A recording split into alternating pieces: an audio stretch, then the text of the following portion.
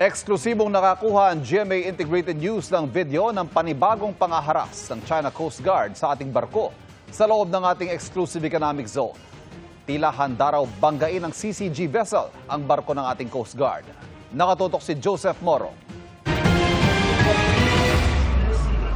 Halos doble ang laki ng China Coast Guard Vessel 3302 sa BRP Cabra ng Philippine Coast Guard na magkaharap ang dalawang barko kaninang bandang tanghali sa layong 170 kilometers mula sa Zambales. Kahit nag-radio challenge ang BRP Cabra, patuloy na lumapit sa nguso nito ang humarang na Chinese vessel. Nasa 6 na sa 10 kilometers per hour ang takbo ng barko ng China sa mga puntong ito. Patuloy na inaambahan ng BRP Cabra hanggang halos 18 yards so 16 meters na lamang ang naging agwat nila. Sa isa pang video, halos katabi na ng BRP Cabra ang barko ng China.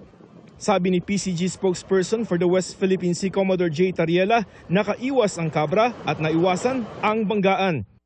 Because of the seamanship skills ng ating mga Coast Guard sailor, we were able to prevent them from delivering another possible collision sana. You can just imagine how much it would impact dito sa mas maliit nating Coast Guard vessel. Hindi ito ang unang beses na kalapit ang barko ng China sa mga baybayin ng Pilipinas. The Chinese Coast Guard wants to norm kung illegal nating talagang hindi naman talaga disputed, and for long a time, hindi naman talaga pinagpapatrolyahan ng China Coast Guard. Ang intention ng China, kung hindi mo sila mapapansin, it would take months or years. And then eventually, sasabihin na ng Ministry of Foreign Affairs, for so many years, we have been patrolling the area of blah, blah, blah. Okay. No? And that's what we are preventing them to do, no? Okay. To make a reference a few years from now. Nangyari ito halos kasabay ng pagbuntot ng isa pang barko ng China sa barko naman ng Bureau of Fisheries and Aquatic Resources o BFAR.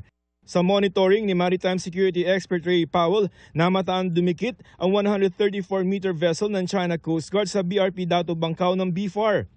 Kaninang tanghali, binubuntutan pa rin ng China Coast Guard ang Bangkao hanggang sa layong 100 nautical miles o halos 200 kilometers mula sa Busuanga Island sa Palawan. Sa norte, namataan ang isang research vessel ng China sa Batanes.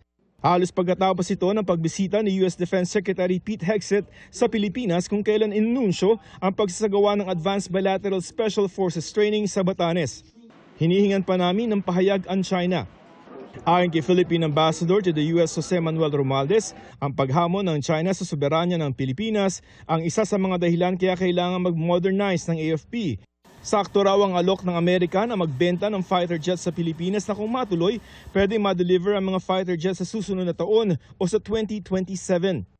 Depende yan sa terms. Kung affordable sa atin at saka in-approve ng ating Kongreso at saka approve ng Presidente, edi magkakaroon tayo ng F-16s. But that is an offer as part of our AFP modernization program. Itong F-16, ito yung pinaka-tamang-tama para sa ating Air Force.